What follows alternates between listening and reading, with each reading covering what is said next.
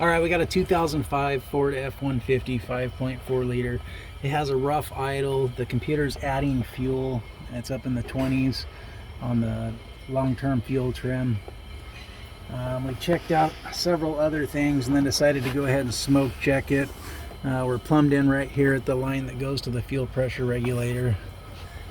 And let's turn on the smoke. We're going to inject smoke into the intake system. That way we can see if there are any leaks.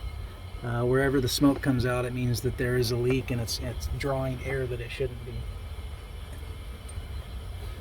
be. As you can see immediately, it has some sort of, it has a plug here on this aftermarket intake tube, but down below it, behind the throttle body, that throttle body gasket's leaking severely,